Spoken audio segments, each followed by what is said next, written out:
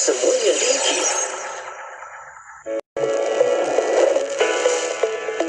Malaysia sebuah negara yang kaya dengan kepelbagaian biodiversiti dan tersenarai sebagai 17 negara megadiversiti di dunia. Jabatan Perikanan Malaysia berusaha untuk mengenal pasti dan menambah bilangan kawasan sentuari perikanan darat bagi spesies hidupan air tawar yang terancam. Spesies akuatik asli terancam kesan daripada pembukaan tanah, pengesuaian sungai dan pelepasan umum spesies asing. Anda boleh membantu mengatasinya melalui pemantauan oleh komuniti, mempromosi spesies ikan asli, aktiviti penguatkuasaan, kerjasama pintar melalui jaringan pihak berkepentingan dan memperkasa komuniti setempat melalui rasa pemilikan terhadap sungai. Untuk maklumat lanjut, layari www.dof.gov.my. Lindungi ikan asli. Sekarang disampaikan waktu Salafatul Zuhur bagi bandar-bandar utama di seluruh Malaysia untuk hari ini 4 Muharram 1445 Hijriah 22 Julai 2023. Kota Kinabalu 12.26 minit tengah hari, Tau 12.19 minit tengah hari, Ladatu 12.15 minit tengah hari, Kuching 12.49 minit tengah hari, Miri 12.33 minit tengah hari, Kagang 1.28 minit tengah hari, Alustar Pulau Pinang 1.27 minit tengah hari, Ipoh 1.25 minit tengah hari, Kuala Lumpur Putrajaya Shah Alam 1.23 minit tengah hari, Seremban 1.21 minit tengah hari, Bandar Melaka 1.20 minit tengah hari, Johor Bahru 1.14 minit tengah hari, Kuantan 1.17 minit tengah hari, Kuala Terengganu 1.16 minit tengah hari dan Kota Baru 1.20 minit tengah hari. Daripada Muawiyah Ibn Abi Sufyan radhiyallahu anhu, katanya Rasulullah sallallahu alaihi wasallam bersabda, "Al-ghadabu minasyaitan, wasyaitanu khuliqa minan nar, wal ma'u yudfi'un nar, fa idza ghadiba ahadukum falyaghtasil." Maksudnya, kemarahan daripada syaitan, dan syaitan diciptakan daripada api, sedangkan air memadamkan api. Apabila seseorang daripada kamu marah, maka hendaklah dia mandi. Hadis riwayat Abu Nuaim. Jelajah Mahabah Radio IKIM kembali lagi. Kali ini kita ke Johor Bahru. Jom turun ke My Festival bermula 21 hingga 23 Julai 2023 di Aeon Tebrau City dan meriahkan aktiviti sesi ramah mesra bersama penyampai dan artis undangan. Tunggu apa lagi? Jumpa di sana. My Festival dibawakan kepada anda dengan kerjasama MyTV mana-mana. Siti, kamu ni kejap solat, kejap tak. Jangan buat main-main, Siti. Sibuk, Mak. Masa terhad sikit. Manakah nak rehat untuk makan lagi? Nak cuci makeup sebelum solat lagi? Dah tahu masa tu terhad. Carilah sesuatu yang memudahkan. Kamu tengok Sisa tu. Sempat aja dia nak bersih dan tanggalkan makeup sebelum wuduk. Dia pakai hot set kosmetik Nuraisa, Mak. Nuraisa kosmetik mesra wuduk tu. Habis tu, kenapa kamu tak pakai hot set kosmetik Nuraisa juga? Nuraisa kan kosmetik mesra wuduk. Komputer, sila aktifkan pakej iklan promosi Julai 2023. Baik, Tuan. Sila pilih pakej iklan yang Tuan inginkan. Baiklah, iklan beli satu percuma satu untuk semua jenis pakej iklan yang ada di IKIM. Baik, Tuan. Kami aktifkan. Pakej Rose, beli satu percuma satu aktif. Pakej Daily, beli satu percuma satu aktif. Pakej Target dan pakej Travelling, beli satu percuma satu aktif. Baiklah, terima kasih komputer. Ya, berita gembira kepada semua pengiklan dan peniaga di seluruh Malaysia. Kami di Radio IKIM kini mengadakan pakej iklan mega. Beli satu percuma satu khas untuk anda. Anda beli satu, kami berikan satu lagi pakej iklan secara percuma. Jadi, beli satu, dapat dua. Beli dua, dapat empat. Beli tiga, dapat enam. Tunggu apa lagi? Hubungi kami di talian 019-650-7976 sekarang juga. Ruang iklan adalah terhad, tertakluk kepada permanen syarat. Puan Siti, macam mana dengan penyertaan VIP? Alhamdulillah, dah mula terima video penyertaan. Wah, tak sabar nak tunggu siapa pemenangnya ya? InsyaAllah, dah tak lama lagi tu tarikh tutup. Ya ke Puan? Sempat lagi tak kalau nak hantar penyertaan? Sempat. Hantar cepat. Jangan lupa baca syarat-syarat penyertaan di website IKIM. Institut Kefahaman Islam Malaysia IKIM sedang menganjurkan pertandingan mereka cipta video pendek Kefahaman Islam VIPK untuk penuntut IPT. Hantarkan karya anda sebelum atau pada 31 Julai 2023. Juara bakal membawa pulang wang tunai bernilai RM15,000. Untuk keterangan lanjut layari www.ikim.gov.my atau hubungi unit program dan latihan 0362046320 atau 0362046322. Kuantan 89.6 FM. Radio IKIM Inspirasi Inforia Islami. Assalamualaikum warahmatullahi wabarakatuh. Selamat pagi kepada anda. Saya Syafiq Saleh nak teruskan lagi bola bicara kita di pagi Selasa ini, membawakan pertemuan rancangan syariah dan perundangan. Jom sama-sama tonton sekarang di YouTube IKIM Media, juga di Facebook IKIM FM, sebab kita nak belajar lagi perkongsian rancangan syariah dan perundangan. Ini sangat penting. Kita nak belajar, nak tahu dan ambil lagi info-info yang berguna untuk kefahaman kita berkaitan dengan undang-undang, syariat-syariat dalam Islam dan juga bagaimana pemerhatian dari sudut keadaan perlembagaan di negara kita dan pelbagai lagi yang boleh kita belajar dalam segmen rancangan ini. Okey, dan untuk itu kita nak teruskan bola bicara kita ini bersama-sama dengan tetamu kita yang dah pun bersedia di talian. Masya-Allah, jom terus nak mengalu-alukan kehadiran tetamu kita, iaitu kita ada yang berbahagia Profesor Madya Dr. Zulkifli Hasan, merupakan Profesor Madya di Fakulti Syariah dan Undang-Undang Universiti Sains Islam Malaysia USIM. Assalamualaikum Prof. Waalaikumsalam warahmatullahi. Syafiq, apa khabar? Baik seadanya. Masya Allah, ini pertama kali bertemu ni. Masya Allah, saya pun rasa teruja bertemu dengan Prof. Madya Dr. Zul. Allahu Akbar. Macam mana perasaannya Doktor hari ini pertama kali bersiaran di Radio IKIM?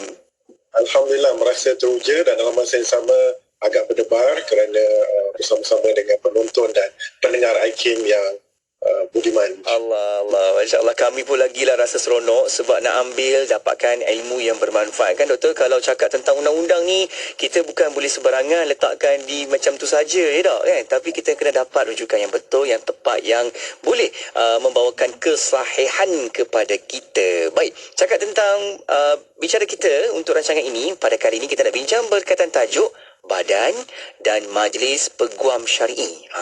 Okey, kita nak tahu Doktor di awalnya, sebagai pengenalan, boleh tak Doktor perjelaskan perkembangan dan kedudukan amalan guaman syar'i di Malaysia secara umum? Doktor, silakan. Okay, Assalamualaikum warahmatullahi wabarakatuh. Terima kasih Syafiq dan kepada semua penonton dan pendengar IKIM.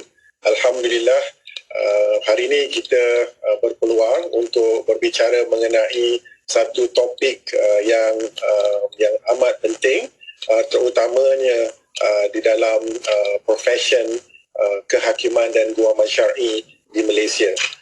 Secara umumnya, peguam syar'i merujuk kepada mereka-mereka yang telah diterima masuk sebagai peguam yang boleh mewakili anak guam di mahkamah syariah di seluruh Malaysia. Jadi kita merujuk kepada peguam syar'i. Secara umumnya, sebelum kita merujuk terus kepada peruntukan undang-undang, kepada kaedah-kaedah, maka boleh saya kongsikan sedikit tentang kedudukan perkembangan amalan guaman syar'i di Malaysia. Kebetulan Syafiq, saya mempunyai telah menjalankan kajian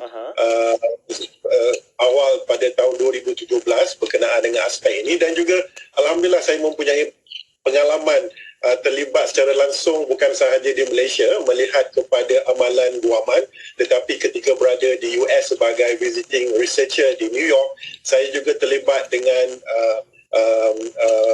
dipanggil Association of Muslim Lawyers of America.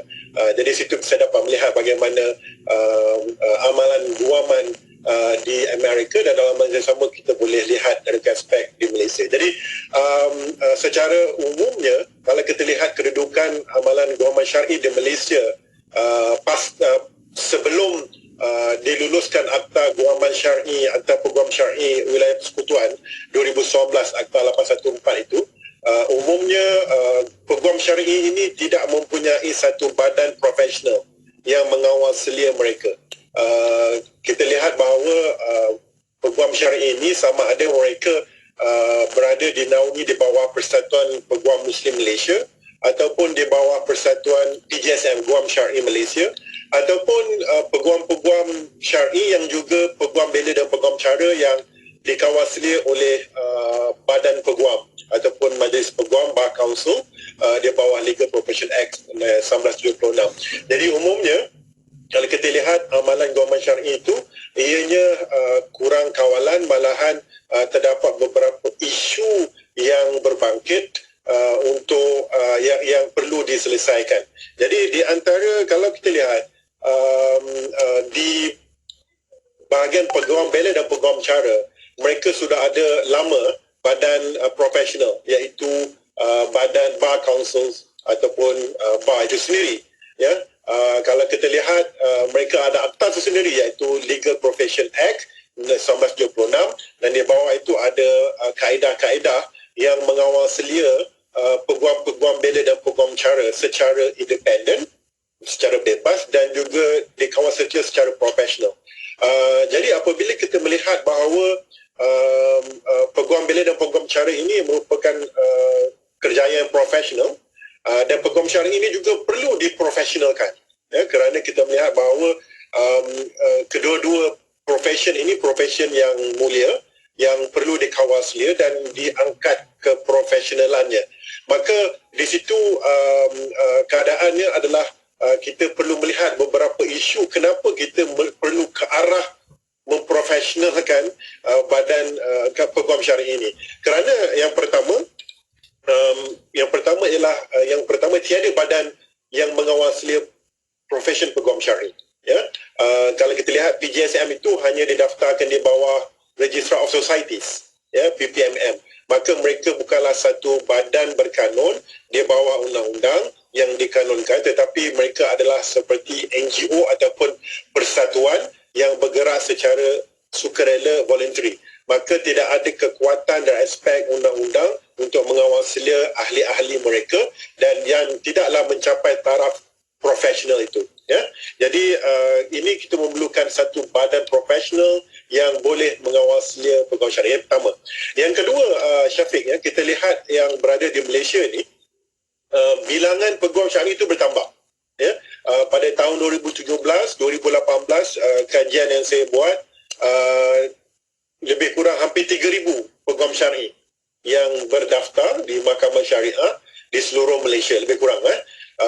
Dan angka ini akan bertambah kerana kita lihat bahawa universiti-universiti telah pun mewujudkan pelbagai program untuk melahirkan peguam syar'i, termasuk juga universiti-universiti daripada luar negara yang akhirnya mereka boleh beramal dengan mengambil diploma kehakiman dan guaman syar'i. Maka kita merasakan bahawa peningkatan bilangan peguam syar'i ini akan bertambah. Jadi kita perlu mengawal selia mereka ini. Dan kajian saya juga melihat bahawa kalau kita lihat nisbah di antara lawyer ataupun peguam syar'i dengan nisbah umat Islam di Malaysia. Okey, pertama saya lihat bagaimana nisbah peguam bela dan peguam cara dengan rakyat Malaysia. Jadi di Malaysia, seorang lawyer bersamaan dengan lebih kurang 1,500 rakyat Malaysia. Maknanya kita punya ramai peguam bela dan peguam cara, ya. Tetapi dari segi peguam syar'i, daripada seorang peguam syar'i dengan 7,000 orang. Maknanya sekarang kita lihat bahawa nisbah peguam syar'i itu sangat masih lagi sedikit, dan ianya boleh bertambah. Betul. Ianya boleh bertambah. Ya, boleh bertambah. Itu yang ketiga. Dan seterusnya adalah peningkatan kes-kes salah laku peguam syar'i. Ya? Jadi ada kes yang menyalahgunakan duit wang klien, ya, wang anak guam. Ada juga yang yang datang lambat ataupun gagal ataupun cuai untuk mewakili anak guamnya. Ada juga yang menyalahgunakan authority yang diberikan, dan juga banyak lagi salah laku yang berlaku. Dan ianya walaupun sedikit kerana bilangannya masih sedikit, tetapi ianya akan berkembang dan mungkin boleh menjejaskan reputasi peguam syar'i itu sendirilah. Selain daripada itu, isunya adalah urus takbir ataupun takbir urus dan pengurusan tata kelola program syariah itu sendiri. Kalau kita lihat sekarang ini dalam keadaan hari ini, program syariah itu apabila untuk masuk didaftarkan sebagai program syariah, ianya perlu melalui jawatankuasa program syariah yang dipengurusikan oleh bukan peguam. Yang dipengurusikan oleh Adil Negeri, dipengurusikan oleh YDP Majlis, ada pengurusi yang pengurusikan oleh Ketua Hakim Syar'i, ada yang di majlis, maknanya tidak ada keseragaman dalam proses penerimaan masuk program syar'i. Jadi secara umumnya inilah kepentingan dan keperluan kita untuk mengadakan dan mewujudkan satu badan profesional yang dapat melonjakkan taraf keprofesionalan peguam syar'i yang akhirnya akan dapat memberikan manfaat kepada masyarakat. Apa yang saya katakan memberikan manfaat kepada masyarakat, Syafiq? Apabila ada sebuah badan profesional, maka sekiranya ada anak guam ataupun rakyat Malaysia ataupun umat Islam yang diwakili oleh mana-mana peguam syar'i, ada kecuaian, ada salah laku, maka kita boleh terus membuat aduan dan prosesnya akan lebih efisien dan akhirnya peguam syar'i itu sekiranya bersalah boleh dikenakan tindakan tata tertib dan akhirnya akan memberikan pengajaran kepada keseluruhan profesion. Ya, dan ini yang kita nak, iaitu memudahkan menjaga maslahah rakyat, menjaga maslahah umat dan juga menjaga keprofesionalan peguam syar'i itu sendiri. Itu mungkin pandangan awal berkenaan dengan topik ini yang mungkin tidak diketahui oleh ramai orang, tetapi pada hari ini mungkin dengan adanya IKIM kita boleh wawarkan kepada seluruh umat Islam di Malaysia bahawa kita sudah ke arah mewujudkan badan profesional dan rakyat Malaysia sudah boleh mendapatkan manfaat daripada usaha-usaha sebegini. Ya. Bagus sekali kan pengiktirafan ini supaya kita lihat dari sudut orang awam pun akan terbela dan juga di pihak guaman, syari'i semuanya pun akan terbela juga kan bila ada statusnya yang sebegini yang begitu profesional untuk menguruskan apa-apa sahaja kes-kes yang didaftarkan di bawah sesebuah syarikat guaman tersebut. Baik, kita nak berehat seketika Prof, kita nak tahu lagi selepas ni sebab dimaklumkan Akta Peguam Syari'i Wilayah Persekutuan 2019 telah dikuatkuasakan pada 21 Jun 2022. Okey, dan apakah kepentingan dan signifikannya akta ini kepada amalan guaman syari'i di Malaysia? Nanti Prof akan berikan jawapannya di situ insya-Allah. Okey, kita nak berehat seketika. Prof kekal dekat talian dan kita akan kembali lagi selepas ni. Anda kalau ada soalan pertanyaan boleh hantarkan ke talian WhatsApp konti 011 29004004. Kita berehat seketika, kembali selepas ini. Ketahui bila segmen-segmen kegemaran anda akan ke udara di Radio IKIM. Layari www.ikim.my dan klik di ruangan radio. Terdapat juga info-info menarik mengenai personaliti Radio IKIM. IKIM, inspirasi Emporia Islam. Al-Jazari. Al-Jazari atau nama penuhnya Badi'uz Zaman Abu Al-Ais Ibn Ismail Ibn Ar-Razaz Al-Jazari merupakan jurutera mekanikal yang ulung pada zamannya. Beliau berkhidmat sebagai ketua jurutera dengan 3 orang pemerintah dinasti Artuqid Turki. Pada tahun 1206 Masihi, Al-Jazari menyempurnakan penulisan karya agungnya yang bertajuk Al-Jami' Bainal Ilmi wal Amalin Nafi' fi Sana'atil Hiyal. Karya ini merupakan ringkasan tentang ilmu mekanik, teori dan amali. Karya Al-Jazari ini unik dan berbeza daripada karya-karya terdahulu kerana beliau sendiri merupakan jurutera yang berbakat luar biasa dan mekanik yang mahir. Karya berkenaan lebih merupakan panduan yang praktikal dan bukannya buku teori tentang konsep kejuruteraan semata-mata. Karya itu turut menghuraikan pelbagai peralatan dengan terperinci dan dengan demikian menjadi sumbangan yang tidak ternilai kepada sejarah kejuruteraan dunia. Al-Jazari menghuraikan 50 peralatan mekanikal atau mesin dalam 6 kategori yang berbeza dengan menggunakan ilustrasi mini berwarna yang menarik. 6 kategori itu termasuklah 10 jam air dan jam lilin, 10 bekas yang sesuai digunakan dalam acara menikmati jamuan minuman, 10 kendi dan besen untuk flebotomi dan berwuduk, 10 air pancut yang berubah bentuknya secara bergilir-gilir dan mesin untuk pancutan berterusan dan 10 mesin pengangkut air serta 5 buah peralatan yang pelbagai. Al-Jazari juga menghuraikan kaedah-kaedah pembinaan dan pemasangan kesemua 50 peralatan itu secara terperinci bagi membolehkan generasi tukang pada masa akan datang untuk membinanya semula.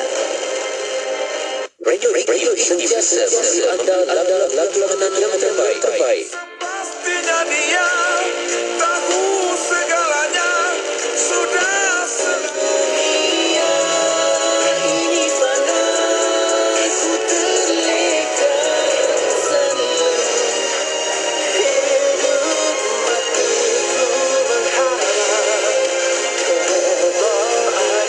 IKIM memberi anda lagu-lagu ketuhanan yang mengusik jiwa. IKIM Inspirasi Inforia Islami. Kembali bersama IKIM Inspirasi Inforia Islami. Syukur Alhamdulillah, saya Syafiq masih lagi temankan anda untuk Aspirasi 10.1 dan kita berada di rancangan Syariah dan Perundangan bersama-sama dengan tetamu kita yang dah pun bersedia di talian kita. Kalian tengah tonton sekarang boleh sama-sama lihat tetamu kita, Masya Allah, yang sentiasa nak bersedia lagi nak berkongsi dengan kita ni. Okay? Bersama dengan yang berbahagia Profesor Madya Dr. Zulkifli Hasan, merupakan Profesor Madya di Fakulti Syariah dan Undang-Undang Universiti Sains Islam Malaysia USIM. Kita bincang tajuk pada hari ini iaitu Badan dan Majlis Peguam Syar'i di Malaysia. Okey, sebelum berehat tadi, kita ada satu lontaran soalan kepada Prof.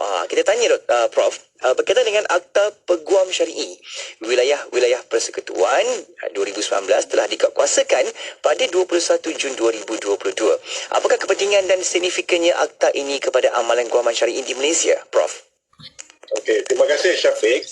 Sebelum itu mungkin saya boleh ceritakan sedikit tentang sejarah ataupun latar belakang bagaimana akta ini diluluskan di Parlimen. Kerana panjang sejarahnya. Kerana idea awal saya masih ingat lagi, idea awal dia diceritakan oleh senior-senior peguam terdahulu bahawa Allahyarham Profesor Mabrahim di antara individu yang cuba untuk menggubal ataupun mendraft akta ini pada tahun 1984. Hanya pada tahun 2019 maka akta ini berjaya diluluskan di Parlimen.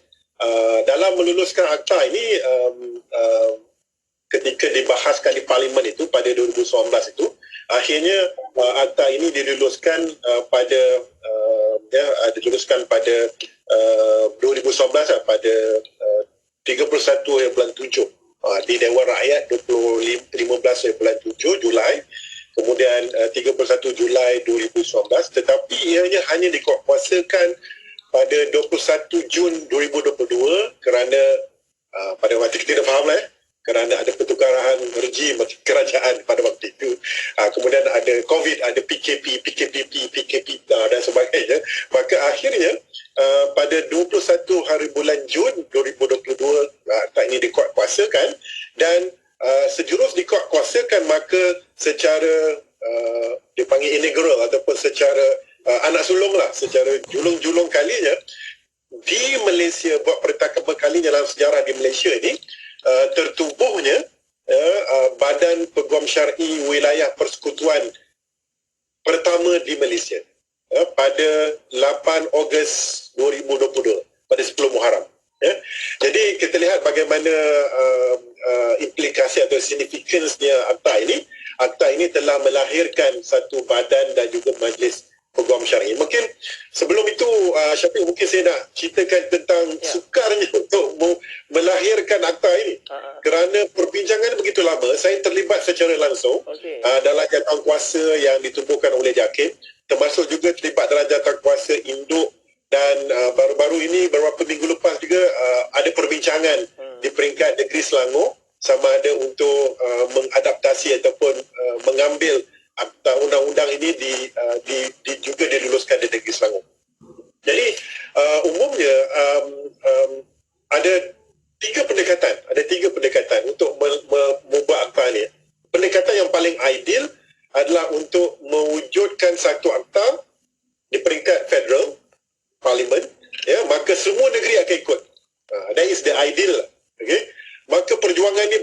tahu tidak percaya. Apabila saya ingat perbincangan dengan pejabat peguam negara, bagaimana kedudukan undang-undang federal dan juga state itu mewujudkan satu kekangan, dan akhirnya mungkin kerajaan pada waktu itu berpandangan bahawa kita perlu teruskan, maka mereka meluluskan akta di wilayah persekutuan, bukan satu Malaysia. Kerana mereka ingin menggunakan perlembagaan persekutuan artikel 76(1) dan C itu, iaitu untuk membenarkan federal ataupun persekutuan menggubal undang-undang negeri. Tapi dengan syarat, yang pertama, syaratnya mestilah mendapat permintaan daripada negeri-negeri. Okay? Dan adalah tujuan untuk penyeragaman. Jadi ada pelbagai kekangan, akhirnya option itu tidak berlaku. Ya. Jadi pilihan yang kedua, yang ini ada ditulis oleh Allahyarham Tuan Haji Muhammad Buruk dalam artikel ya, iaitu untuk Akta Legal Profession Act, ya, Akta Legal Profession Act 1976, iaitu untuk membenarkan peguam syar'i itu sebagai members atau associates dalam Legal Profession Act. Maka ini juga tidak berlaku, dan akhirnya pilihan yang ketiga, iaitu menggubal akta ini di peringkat wilayah persekutuan. Maka sebagai undang-undang yang contoh, maka seluruh negeri bebas untuk mengambil dan meluluskannya di peringkat negeri masing-masing. Dan saya lihat bahawa ada beberapa negeri yang sudah menunjukkan minat dan dalam proses untuk membawa dalam Dewan Undangan Negeri, termasuk di antaranya adalah negeri Selangor. Itu merupakan sejarah dia. Okay? Kita lihat bahawa kita ingin ucapkan terima kasih kepada semua yang memberikan tenaga, usaha, pemikiran untuk ke arah menggubal akta peguam syar'i wilayah persekutuan, akta 814 ini. Ya. Jadi akta 814, apakah dia punya significance ataupun kepentingannya? Ya, kepentingannya. Seperti yang saya cakap tadi, akta ini boleh mencetuskan satu lonjakan untuk memprofesionalkan peguam syar'i. Walaupun secara umumnya sekiranya kita peguam syar'i, kita akan merasakan bahawa akta ini akan mengekang kita pada perkara yang tertentu. Jika dulu tiada satu kawalan yang jelas, tetapi dengan adanya akta ini, maka sudah ada satu institusi yang akan mengawal selia, institusi yang akan menjaga salah laku, institusi yang menjaga tata tertib, dan akhirnya akan mendisiplinkan keseluruhan members ataupun ahli ataupun peguam syar'i yang berdaftar di bawah akta peguam syar'i. Jadi akta peguam syar'i wilayah persekutuan 2019 ini mempunyai lebih kurang 11 bahagian dengan 94 section.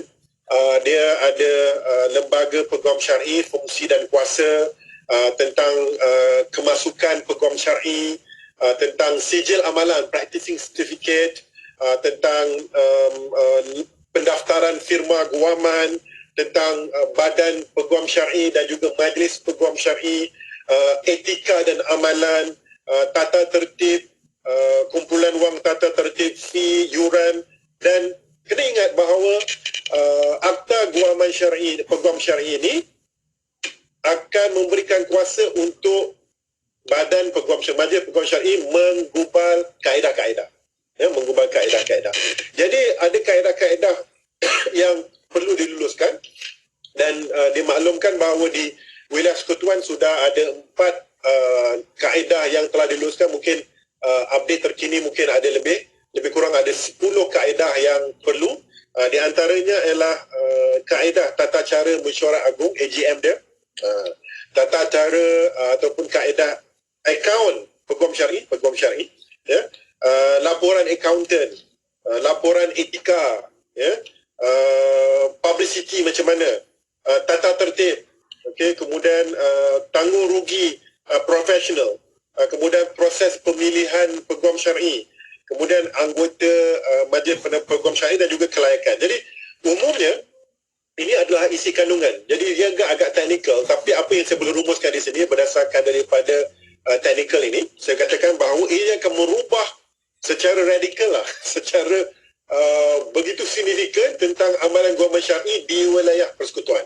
Ya? Kerana sekarang ni yang pertama, tertubuhnya badan profesional, iaitu Badan Peguam Syar'i Wilayah Persekutuan yang pada hari ini dipengurusikan atau dia punya YDP, di presidennya adalah Datuk Zainul Rijal. Timbalan Tuan Haji Musa Awang, Puan Majdah, dia punya setiausaha, Bendahari Datuk Hazizah, dan semua ada 13 majlis peguam syar'i, ahli majlis. Maknanya secara umumnya sudah tertubuhnya satu majlis badan peguam syar'i yang profesional, ya. Itu yang pertama, ya. Yang kedua, apa yang telah signifikan, ya, ianya telah pun menubuhkan 4 buah badan yang bebas. Yang pertama, lembaga kelaikan peguam syar'i. Maka jika sebelum ini tidak ada satu badan yang khas ataupun yang profesionalnya yang menjaga tentang kelayakan masuk peguam syar'i, ya, maka adanya lembaga seperti kalau di peguam civil itu, peguam bela dan peguam cara, di bawah kaunsil mereka ada LPQB, Legal Profession Qualifying Board. Maka ini sudah ada, ya. Yang kedua, tertubuhnya badan peguam syar'i yang saya kata tadi, Datuk Zainul Rijal. Kemudian ada majlis peguam syar'i, 13 ahli dan badan peguam syar'i, dan yang keempat, lembaga tata tertib. Maknanya selepas ini tidak perlu lagi pergi ke majlis, okay, pergi ke badan peguam syar'i, maka mereka boleh mengadukan. Dia ada beberapa isu, Syafiq. Bayangkan pada sebelum ini, sekiranya ada peguam syar'i ingin menyaman majlis sebagai contoh, kan? Sedangkan majlis lah yang satu yang memperbaharui lesen mereka, kan? Yang kedua, majlis jugalah yang menerima masuk mereka sebagai peguam syar'i. Jadi apabila mereka ingin menyaman majlis sebagai contoh, maka sudah pasti ada konflik di situ, kan? Tapi pada hari ini di wilayah tidak berlaku lagi kerana sudah bebas, jelas adanya kebebasan ataupun independence di antara peguam syar'i dan juga majlis dan juga mahkamah di situ, ya. Jadi itu yang pertama. Yang keduanya adalah ianya dapat mendisiplinkan, okey, peguam-peguam syar'i ini, iaitu dengan adanya keperluan tata cara akaun, okey, laporan akaun, ya. Laporan akaun ini sangat penting dan juga kerana ianya dapat mendidik, mendisiplinkan peguam. Kalau kita peguam bela dan peguam cara, saya pernah beramal sebagai peguam, tapi lama dululah. Sekarang ni memang purely academic. Di peguam bela dan peguam cara, mereka ada 2 account, iaitu client account dan juga office account. Apabila anak guam memasukkan, membayar fees dan sebagainya, maka sekiranya ia melibatkan untuk client account, maka tidak boleh dicampur adukkan, dan peguam bela itu tidak boleh menggunakan wang client account itu, ya. Jadi apabila adanya keperluan kaedah tata cara ini, makanya ianya juga berlaku di peguam syar'i.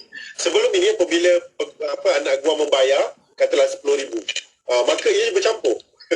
Itu yang ada kes-kes di mana salah laku berlaku, penyalahgunaan, dan tetapi untuk mengadu itu agak sukar kerana mengadu kepada majlis dan sebagainya. Jadi ianya dapat mendisiplinkan, mendapat disiplin ke peguam syar'i dan juga dapat memelihara maslahah anak guam. Maknanya maslahah rakyat umum lah. Jadi itu yang kedua, iaitu tentang tata cara account. Yang ketiga ialah pendaftaran dan kelulusan firma guaman, ya.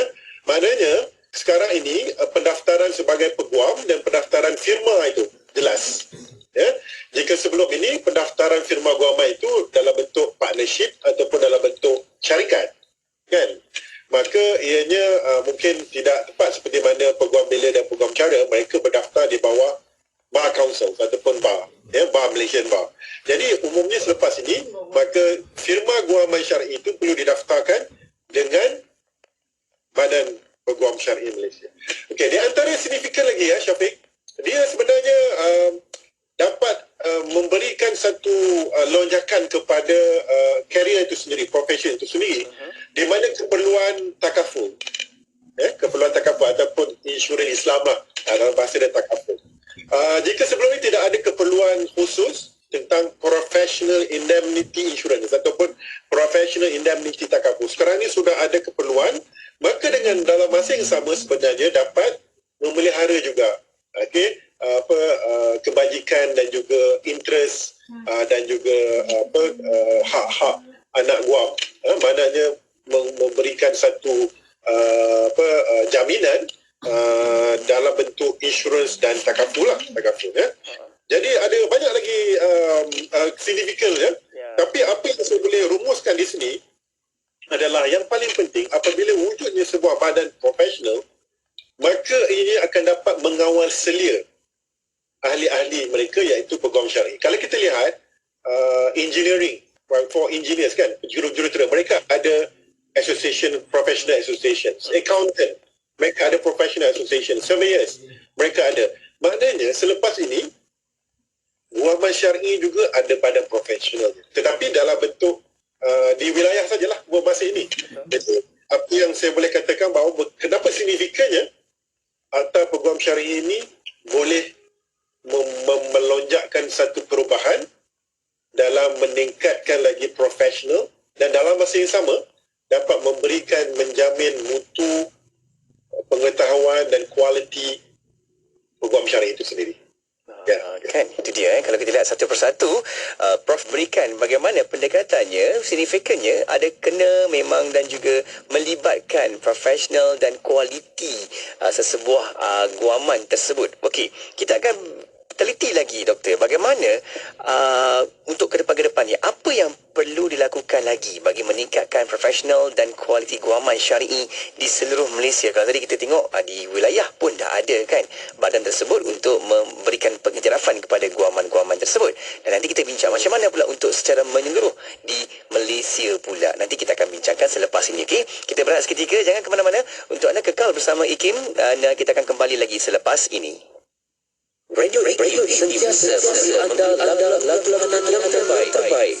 Pastinya dia tahu segalanya, sudah sedunia ini fana, ku terleka selalu hidup matiku mengharap keredaan.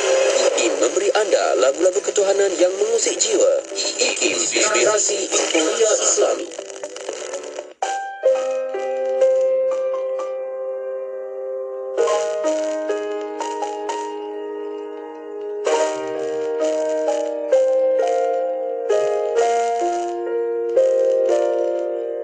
At-Tawwab. Apa makna At-Tawwab?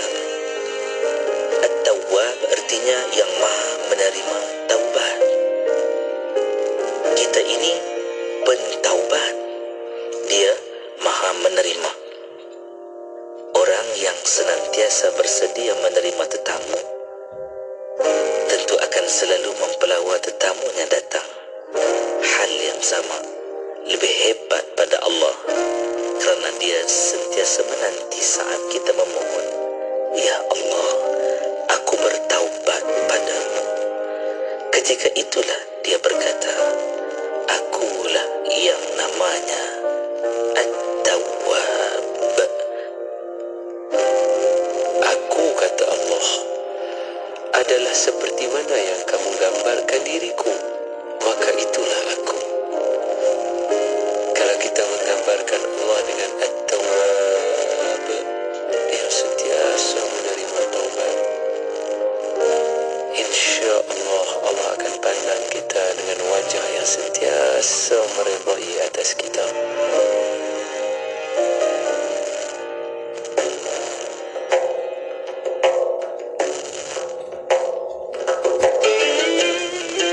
An Abdullah bin Umar radhiyallahu anhuma an Nabi sallallahu alaihi wasallam qala, "Man kana fi hajati akhihi fa inna Allah fi hajatihi."